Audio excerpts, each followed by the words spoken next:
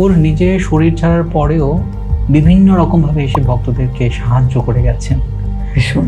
এক ডাক্তার ঋষিকেশ গেছেন, গিয়ে রাস্তা পার হতে গিয়ে ভুলে গেছেন, ভুলে গিয়ে একদম জঙ্গলে ঢুকে পড়েছেন। এবার জঙ্গলে ঢুকে পড়েছেন, ঢুকে পড়ে পথ হারিয়ে ফেলেছেন, অনেকটা অন্ধকার হয়ে গেছে। হঠাৎ দেখেন একজন বুড়ো মানুষ, ধুতি পরা, গায়ে উত্তরীয়, এসে বলছেন, এইখানে যে যাইতেছেন অন্ধকারের মধ্যে, বাঘে বুঘে তো খাইবো।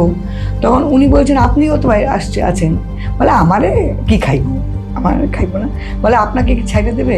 রোগা বলে, আমার আর কি করবে। তখন উনি দুটো শব্দ ওনাকে দিলেন, দিয়ে বললেন, এইটা বলতে বলতে যান, চলে যাবেন।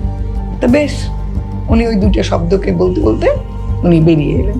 বেশ কিছুদিন বাদে কলকাতায় তার এক বাড়িতে তিনি রুগী দেখতে গেছেন। বিছানায়, যেখানে রুগী শোয়া, রুগী দেখতে দেখতে বিছানার উপরেই দেখলেন, এই ছবিটাই তো, এই লোকটাই তো আমি দেখেছি বনে, ঋষিকেশের জঙ্গলে। বাড়ির লোকেদের জিজ্ঞেস করছেন, ইনি কে? তো বলছেন যে, আমাদের ঠাকুর, গুরুদেব। কোথায় আছেন, আমি একটু দেখা করব। ব্যাকুল হয়ে গেছেন যে, ওনার জন্যই তো ওই দুটো শব্দ বলতে বলতে তো আমি পার হয়ে এসেছি, আমি একটু দেখা করব, ওনার কোথায় আছেন উনি। যে কোথায় আছেন উনি? তো 7-8 বছর আগে উনি দেহ রেখেছেন।